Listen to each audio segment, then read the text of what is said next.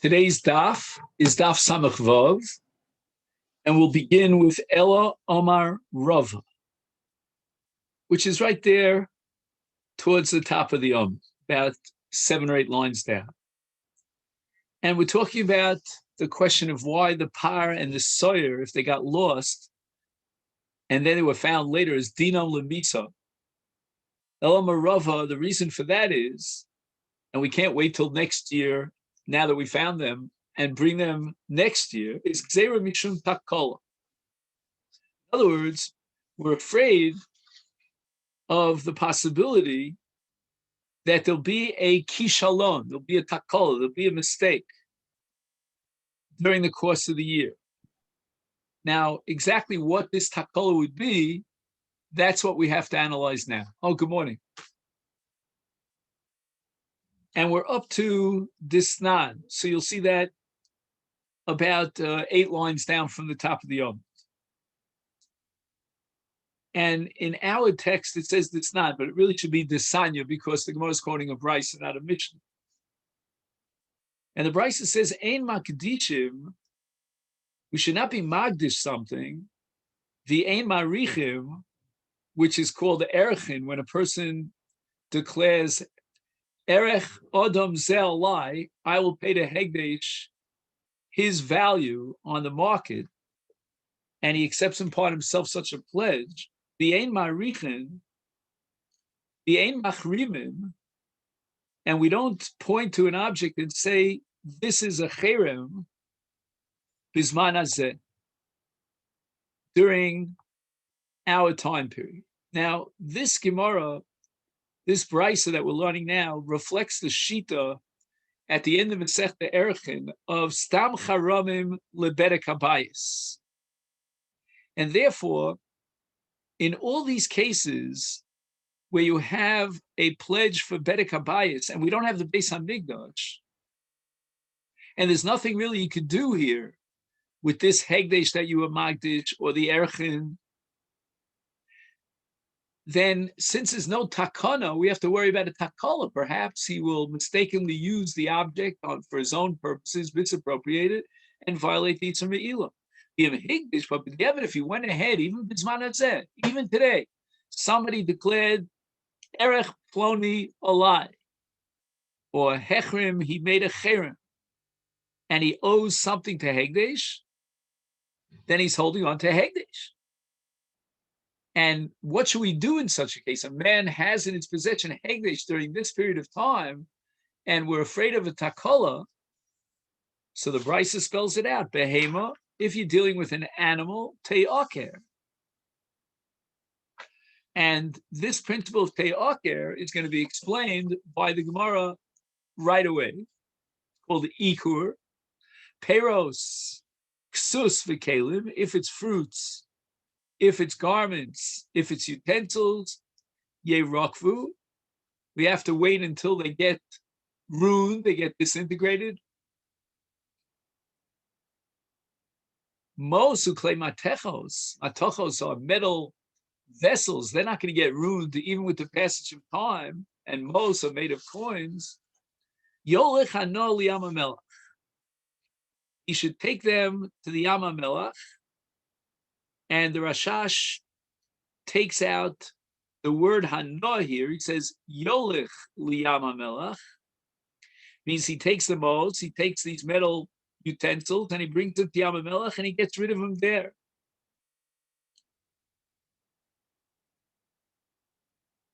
Now, according to Tosfos, it seems that you can only apply pidyon in certain very limited cases. And let's say where you do apply pidyon, then you take the most that now you've transferred the kedusha, the hegdesh over to the most, and you have to take these most and bring them to Yam HaMelech le'ibud. Now the brisa goes back to the case of a behema, where it says te'aker, ezehu ikur. What does it mean with regard to an animal that is ikur? It means you underline its status as hegdesh. Noel delis bifanea, the mesa meleh. He locks the animal up, and the animal will die on its own. So Rava explains that just like in this brisa, we're afraid of takola in all these cases of hegdish bismanazeh, so too in the cases of the par visoyer, they got lost and then we relocated and we found them. And now you want to keep them and hold them on for next year. We're afraid of a takola. We're afraid that something bad might happen during the course of this year until we wait till next Yom Kippur. So the Gemara asks, takola demai, what exactly are you afraid of? If you're afraid that he's going to be makriv these karbonos during the course of the year, they were designated for Yom Kippurim, is afilu kol re'ios nami. Every single time the halacha says that we take the animal and we let it go into pasture until it swallows a nail and gets injured internally and it becomes a bal mum, we should always be choshesh that maybe in the course of all his involvement in taking the animal out to the pasture, he might mistakenly be makriv on the mizbeach. The itakola de gizav avoda, and if you're afraid that he might forget that these are kodshim, and he might shear the wool off their back, or he might do work with them, is afilu kol rios nami. The same gzeira should apply in any case with halacha is roa, that we send it out to pasture, because once again, he may mistakenly forget that it's hegdesh and that it's possible, and he may come, in this case, not to be makriv them, but he might come to shear off the giza from the back of the animal, or he might do work with the animal. So why don't we say, instead of roa, with an ayin roa, we should say lemisa, to avoid any takola. Therefore, the Gemara says, Liolam takol takrova. Really, we're worried about that he might be makriv, the par or the sawyer, during the course of this year. You'll ask me, so what about all of the behemoths that are roim, with an ayin, again, roim? Hanoch, in those cases, the lav b'nei akrovadinu, they themselves are not designated for akrova. They've already been disqualified, and therefore we're not afraid that it'll come to be makriv on the mizbeach. He knows that all that he's going to get from the mizbeach, on behalf of the mizbeach, from this animal is its value, because after it becomes blemished, and now you can be poder psuli amukdashim and bali mumim, the money will go towards hegdesh. And the Gemara says lo tarid bahu. He's not focused on being makriv this carbon. That's not his goal. His agenda is to make sure that this animal has a mum. He's not going to make a mistake, and we're not afraid they'll come to be makriv on the korbanos. But you're talking about the soy and the par. They are designated for the mizbeach, the bas hakrovi. We're waiting for next year's Yom Kippur, and then we'll bring it on the mizbeach. Is there for tarid ba? He is totally focused on being makriv this par or this soyer next Yom Kippurim lahakrov al gabi mizbech kim mitzvasa. He's not mesiach das. He's not going to forget about hakrova, and therefore, if he's so preoccupied and obsessed with hakrova, we have to be afraid that maybe he'll be makriv it during the course of the year, and he won't wait till next Yom Kippur. Therefore, dinom lemisa, and that's the way we're going to avoid. Now here we have a question of the Chazon Yechezkel that I wanted to share with you. Now, who is the Chazon Yechezkel? Just for your background information, his name was Abramsky, and he was a Lithuanian Jew. If I'm not mistaken, he still overlapped a little bit with Reb Chaim, and he heard shiurim from Reb Chaim back in Brisk. In any event, Rabbi Yechezkel Abramsky was in England for a long period of time. Then he settled in Beit Vagan here in Yerushalayim, and he wrote massive works on the Tosefta called Chazon Yechezkel, Rabbi Yechezkel Abramsky. So here's the question that he raises here. If you're worried about Takol because there's no Hesech Hadas, he's focused on being makriv the carbon, why then do you have to send the animal out lemisa, meaning lock it up until it dies of starvation? Why not apply the law of re'iyah, send it out to pasture, and now he's going to make siach das. He's going to put his mind at ease, and he's going to distract himself from any thoughts about the animal. The animal is out there waiting to become a balas mum. So he answers that this din of Misa reflects the sheet of Rabbi Yehuda, that Rabbi Yehuda holds chatos mesos, even in the case of chatos hatzibur. The chatos is lemisa. And this is the mission that we had back on Daf Samach Beis. Now, again, if not for the chashash takol, if we weren't worried about the fact that he might mistakenly bring it on the mizbeach, then the din would be, let's leave it till next year. It's royal akrova. But once we've established that we cannot be makar of it this year because of this chashash takola, then at this point there's a new chalot's din on this animal. It becomes a chatos shekipru ba'aleh b'cheres, meaning now we can't use this, so we've taken a different replacement par or a son. Beautiful, beautiful insight of Rabbi Cheskel Abramsky. The Gemara now is going to present a machlokis tanoim as to whether we're not, in fact, we are choshesh, we're worried about takola. The takola atzma, this concept that we're worried that he might be makriv on the mizbech if we leave it hanging around for a full year. Tanoi, he is machlokis tanoim desanya. Chad, we have one brisa that says, with regard to the korban pesach shelo karev berichon, if let's say he didn't use this particular korban pesach, this lamb, in the meantime, this lamb was misplaced, he found another lamb, took it in its place, and now, what do we do with it? Shelo karev pesach rishon is yikrav b'pesach sheni. We will find a tamei who could not bring the korban pesach on the 14th of Nisan. He's been pushed off to the 14th of Iyar, and we're going to allow that person who needs Pesach Sheni to be makriv this korban. Now, the brisa continues and says that in event that they weren't makriv it this year on Pesach Sheni, they couldn't find a tamei who needed access to a korban Pesach, is then it says yikarev l'shana haba. We'll hold on to the korban, to the lamb, and we'll wait till next Pesach on the 14th of Nisan next year. We're not worried about takola. Tanya Idich, another brisa says lo yikarev. We're not going to be makriv it next year. My love, divitakola pod komifligi. The argument here between these two brisos is over the issue of chashash takola. The first brisa says we're not choshesh takola, and therefore wait and postpone this korban until next year. And the second brisa holds chayshinu l'takola. We can't leave it around. Lo, the Gemara rejects it.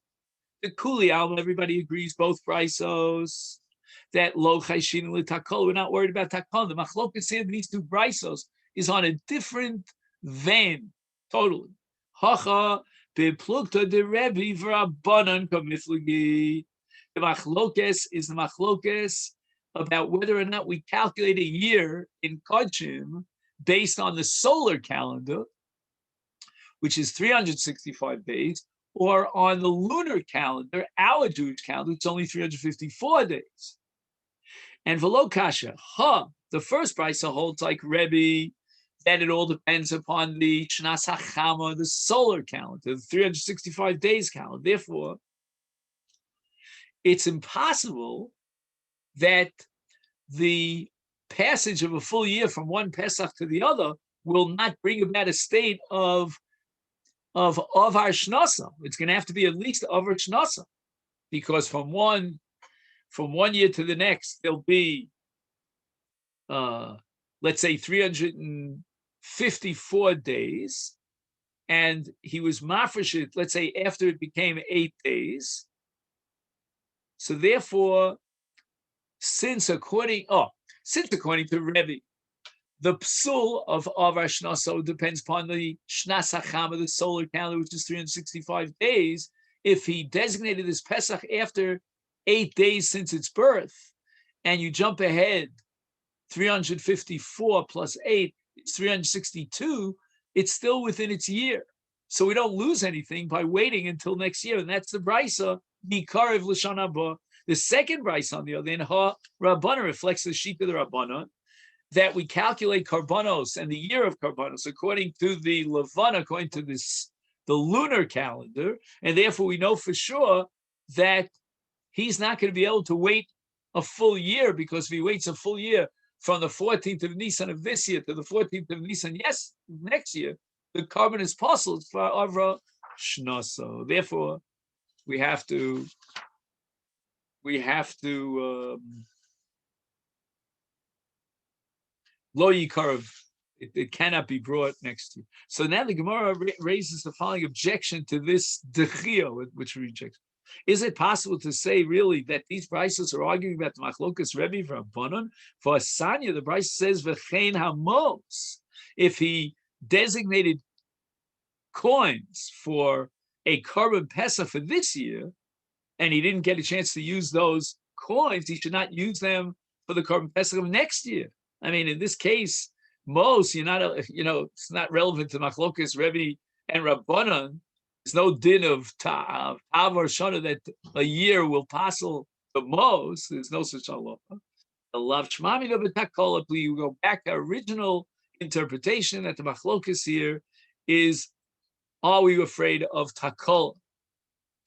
And according to one brisa, we have to be chosh for Takola, because ein lishtamesh af b'mos l'shana botrei af l'gabi amos yesh achshash yovel lidei takola. And even with regard to mos, we have a problem of takola, and therefore shmamino we come to that conclusion. And now we begin the Mishnah here on Daf Samach Vav.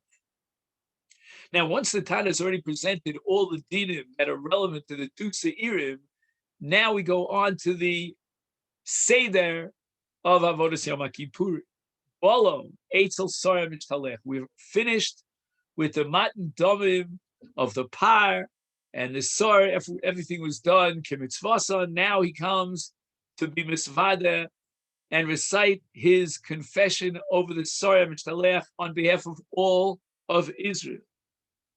And the Sorah is Keneged Shara Mizrach, the opening gate on the eastern side. And from that gate, they're going to send the Sorah with a Shliach LaZazel. The Somech Shtei Yodav Olav. And now the Kohen Gadol rests and leans his two hands between the horns of the animal. Umisvada, he recites Vivakacha Yomer. This is the video of the Kohen Gadol on Hashem. And again, when he says the Shem, then the people who hear it will be Mishtachave. Chatu, Avu, Pashu, etc. Chet, Avon, and Pesha, in ascending order from less severe to more severe. Lefanecha, in your presence, Amcha Beis Yisrael, on Hashem, Kaperna, this is what we call a Bakoshas Kapor. L'chatoim la'avonos l'psham shechatu v'sha'ovu v'shapotshel v'necha Amcha Beis Yisrael k'kasuv v'toras Moshe avdecha lemor ki b'yom hazeh yechaper alechem l'tayir etzchem mikol chatosei v'cheir l'fnei Hashem titor. V'kohanim v'ha'om ha'omdim ba'zora, and those kohanim or even non-kohanim who were standing in that zora k'shayu shomim es Hashem furish yotzim b'pi kohen gadol v'yikorin v'shtachvi v'noflu al pnei v'yomer baruch shein kvod malchuso li'olam va'ed. Now, this is all based on a pasuk at the end of Sefer Dvarim. It says, Kishem Hashem Ekra, Havu Godel Leilokenu. In the Gemara earlier on Daf Lamed Zayin, says that Moshe Rabbeinu at the time that he tells Klal Yisrael at the time that I will mention the name of God, Havu Godel Leilokenu, you will glorify God and recite Baruch Shein Kvod Malchus Leilom.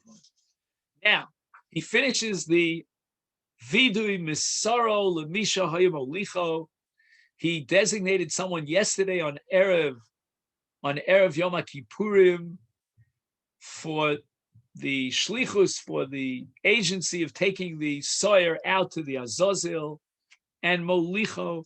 Now the moment is ripe after the Kohen Gadol transfers the soyer over to the what we call the ish iti. The Gemara is going to have a long discussion about that word iti, what it means, and molicho Azazel atzuk litchoso batzuk. He pushes it over the press.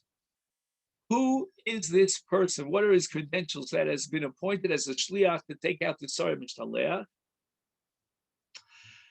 Hakol ksherim lo licha. You don't need a Kohen. Ella sha'asu, there was apparently a minhag that was a grassroots custom that spontaneously generated, that a Kohanim gdolim kava v'lo hayu manhigim manichem es Yisrael. It was a minhag that was established by the Kohanim gdolim, and they would definitely exclude any non-Kohen from operating in this role as the shaliach, to be molech the soyer. Rather, they would insist that it would have to be a Kohen. Now, the reason for this minhag, according to one of the commentaries on the Mishnah, is called the Tosfos Chadoshim. He says it's all based on a medrash. And this medrash is quoted in Rishonim already, the Chizkuni in Parshas Achremos. On the Pasuk Ish Iti, he quotes a medrash. Now, this medrash is very frightening. And honestly, I'm not sure what the deeper meaning here is. And for this, we'd have to spend a lot more time than we have. And that is that higias mano shel each zel lomos betoch osa shana chanosias asoyer eno over shnoso. And again, it seems that the shliach would die within a year. And Bir, the Tosfos Chadoshim explains based on this midrash, lo ratzu hakonim chiranu aleim aregam shchita ksheru bizar diafal pike nogu hakonim ma'ila biatzmo liniach liyisrael lishchot. That already with regard to shchita, they didn't want anyone to say words about the Kohanim. Maybe the Kohanim are not capable, or maybe there's some chas shalom, some psul. And therefore, they would take it upon themselves, the Kohanim, to do the shechita, and so too with regard to the shiluach. Iker kaporu b'shvil yisrovagam, shamashaleach osid lomus b'shana hahi, lachein osu bal korcham kva, shakonim mishalchem es hasoy. I guess there would be some sort of very bad press about the fact that the shliach would die. So therefore, to avoid that, the Kohanim themselves took it upon themselves to do the shliach. And the similarity here between tchil, tzuk, and shchita is because we learned earlier in yesterday's discussion that tchil, tzuk, zui shchita. Again, I just mentioned this medrash in passing, but obviously it needs a lot more evaluation. Rabbi Yossi says, no, we never accepted such a minhag, and I'll prove it to you. Even a Yisrael and non-Kohen would serve as the shliach and the ish iti. Ma'asev olicho arsalah Yisrael heart. There was a person by the name of Arsalah, and he was in fact not a Kohen. He was Vikevesh.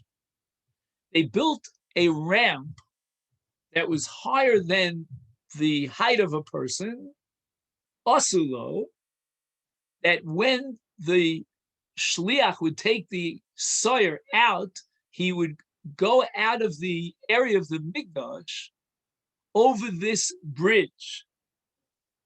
And why? Why did they build this bridge specifically for the purpose of the soyer, the shliach taking it out? Mipnei bavliim, later on we'll see it's not really bavliim. Bavliim is just a phrase, but it's a pejorative phrase. Shahayu misal Misalshin bisa'ara. Again, this machlokas exactly which seir is it, but let's assume, like the interpretation of Rashi now, that they would kind of rip out the hairs of the ish iti, the omrimlo, and they would push him and rip out his hairs. Tol v'tzeitze, tol v'teitze. This is urgent. Take the sword. Don't delay. Go out there to the tzur. Because our sins are on top of this animal, on the head of this goat. Take it out there. The Gemara says that in our Mishnah, a Kohen Gadol would recite Vidui Kaperno Lechatoim, etc., etc. The Ilu Bnei Araman Kidoshecha Loka Omar. Why doesn't the Vidui include a verse or a few words at least about the Kohen? It should be a confession of the Kohen Gadol on behalf of the Kohen. So the Gemara answers, Mantana, which Tana in the Brisa that we're about to learn is a shita that's reflected in our Mishnah. Amar Rabbi Yirmiyah, the Loka Rabbi Yehuda. It's against Rabbi Yehuda. The Ikar Rabbi Yehuda, Ha'amar Yesh Lehem Kapara B'Sayir HaMishtaleh. That there should be an act of kapara, which means kaparas dvarim, which means vidui, on behalf of the Kohanim during the confession over the Sorah Mishtameh. And our Mishnah rejects Rabbi Yehuda. Omar Abaye, Afilu Tema Rabbi Yehuda. It could be that where Rabbi Yehuda said that the Kohanim will achieve kapara, not only from the par of the Kohen Gadol, but also from the Sorah Mishtaleh. He didn't have in mind that there would be an explicit verbal vidui on behalf of the Kohanim, but rather, in the language of the vidui, and the formula that we have in our Mishnah for the confession of the Kohen Gadol and the Kohen Gadol, it says, Li'amcha Beis Yisrael. And the Kohanim are part of Amcha Beis Yisrael. There's no need to specify the Kohanim, because we already say Amcha Beis Yisrael. Then the Mishnah says, Misar Lamisham Alicho, the Kohen Gadol hands it over to the person who's in charge of bringing it out. This is what we call Shlichus. Tana Rabbana, we learned in a Brisa, the Pasuk says in Achrimos, V'shilach biad ish iti hamidbara. And the Gemara now in this Brisa is darshaning these words, ish. The pasuk uses the generic term ish instead of using the word kohen. Lahashas hazar. It's coming to teach me that even a non-kohen is kosher to bring the soil amidbar. And iti, what's the significance of the word iti? She'ehei mizuman.